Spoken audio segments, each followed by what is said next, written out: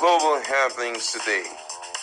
We communicate, we analyze global news. Hello beautiful people, welcome back to our channel. There's been this insinuation in AsoRock that there's a little crack between the president and the vice president. It became a bit more obvious during a book launch, of which Shettima said something unique about the issue of him trying to be sacked, not suspended, as a governor during the reign and time of Jonathan, which everyone presumed that Jonathan doesn't even have the right, constitutional right, to do so, which most Nigerians presume to be a quiet, subtle, shade against the president over the suspension of a sitting governor, Siminalayi Fubara of Rivers State. Of course, the presidency came and debunked it and painted a different narrative around it, saying that's not what he meant, and of which Shettima himself did not debunk or also come again to counter. But from the interaction and dancing he had with the coalition group, which are mostly his northern brothers, who are actually doing all they can to unseat the sitting president, of which he is a joint ticket with the likes of Rabiu Kwankwaso, the likes of El-Rufai, Atiku Abubakar. All of them are in the coalition, of which he's actually having a swell time with them. It looks as if more moves are being made, even though the president some few days back had a meeting, an audience with Kwankwaso. Conditions were given during that meeting, but Kwankwaso came all out, spoke at length. What he spoke is not sitting well with AsoRock, it's not sitting well with the ministers in Tinubu's administration, it's the Tinubu's cabinet, and it's also definitely not sitting well with APC. Hence, they have decided to fire back. Let's give you full details, but before we do that, kindly subscribe to our channel. Now, the Minister of Works, Dave Umahi, has reacted to what he called the unfortunate statement by His Excellency Senator Kwankwaso that President Bola Ahmed Tinubu is developing more roads in the south than in the north. In a statement, he said, "I consider this statement as a grave misleading information made intentionally to deceive our brothers and sisters in the north, and to pretend that he loves the north more than any other leader from the north. I consider Senator Kwankwaso's statement as a statement made out of desperation, as a part of his struggle with few others who believe that they can inherit the impeccable legacy of our dear late President Muhammadu Buhari, GCFR, and that the only way achievable or available for them towards achieving this same is to be divisive and pretentious. Now, trying to be like our late President Buhari cannot be a job of 3 decades and cannot be done with deceit. I think our younger generation has such a chance and must be worked for through hard work. Honestly, transparency is needed and commitment to the unity of our country, a legacy that our late President Buhari, GCFR, achieved in all his life on earth. May God continue to bless his legacies and give him a peaceful rest." He said, amen. Now, he said, "For the interest of all Nigerians, especially our dear brothers and sisters in the north, I wish to highlight just a few key ongoing projects in each of the 6 geopolitical zones, the 4 legacy projects of President Bola Tinubu." He said, 1, there's the Lagos-Calabar Coastal Highway, which is 750 kilometers as of today. A total of 410 kilometers is ongoing within Lagos State and 65 kilometers within Cross River and Akwa Ibom State. The total ongoing is 175 by 6 lanes or 350 km by 3 lanes in the south. Now, for the Sokoto-Badagry Superhighway, which is 1,068 kilometers as of today, we have 258 kilometers ongoing at Kebbi section and 120 km ongoing at Sokoto section. Total ongoing is 378 kilometers by 6 lanes or 756 kilometers by 3 lanes in the north. Now, he said that for Trans-Sahara Road spanning through Cross River, Ebonyi, Benue, Kogi, Nasarawa, Abuja, which is 465 kilometers, they have done quite a lot. He talked about that of Akwanga, Jos, Bauchi, Gombe Road, which is also 439 kilometers.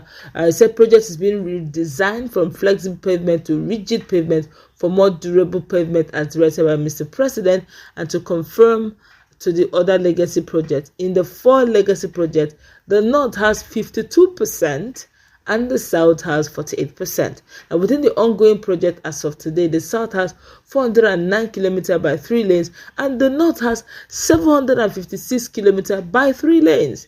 The facts are there. I wonder why people don't talk about other legacy projects of Mr. President, but we always dwell on Lagos-Calabar Coastal Highway.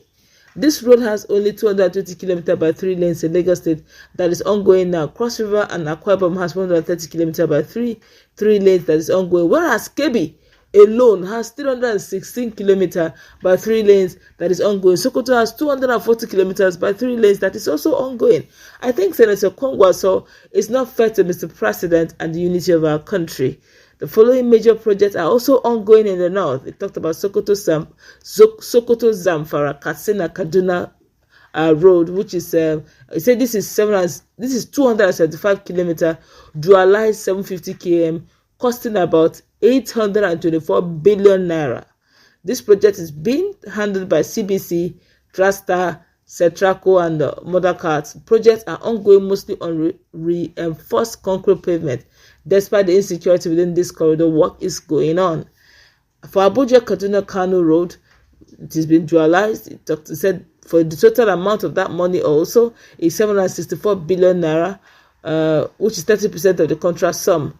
Now, Boa Tax Credit Road passing through Jigawa, Katsina, and Kano states talked about. In fact, it looks as if the North seem to have more of the roads than one could ever think of. For Southeast, it said for Southeast we have completion of Enugu-Onitsha Road by MTN Tax Credit, which is 107 kilometers, costing 202 billion. The whole lot, based on what Umahi is saying, is actually coming as in it's going to favor the North. It said I have a duty in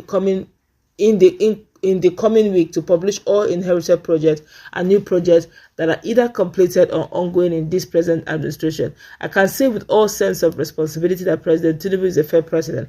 He has favored the North in the road development more than the South, especially Northwest, where Senator Kwankwaso comes from. Apart from these 4 legacy projects, 80% of the above-named ongoing projects were projects awarded by the past administration towards the end of the administration in 2023, but never took off effectively, which President Tinubu decided to continue and to fund towards the completion. If he had abandoned them, same people will complain. I've been under pressure by some stakeholders for the construction of their major roads like the abandoned Ibadan Oyo by Arab contractor Ibadan Ife, Ilesha Akure, Benin or Shagamu Road. I have been badly accused that I'm only doing projects in the north, especially northwest. Third Mainland Bridge is being closed down to heavy trucks because of underwater structural defects. The Qatar Bridge is so deformed that it needs to be removed and reconstructed. These are really major projects in Southwest, which I have been appealing to Mr. President to give me money to do those projects, because the people of the Southwest may think that I'm doing nothing about the major projects in their zone.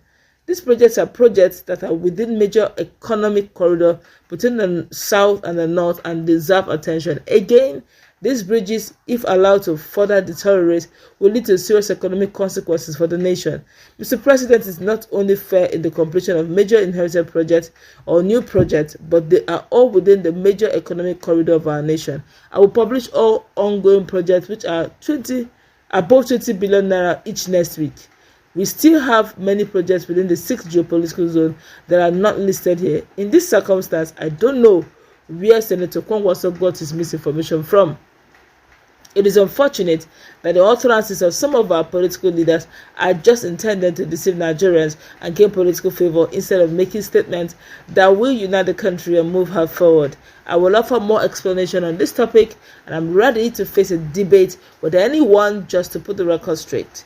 Let me say that in the ongoing NNPCL tax credit roads and bridges as inherited, the North has 53%, while the South has 47%, out of which Southeast has only 4% and Southwest has only 5%.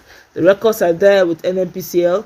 Mr. President did not complain about the unfair distribution of this inherited project by the past administration, but has continued to fund all the projects as inherited.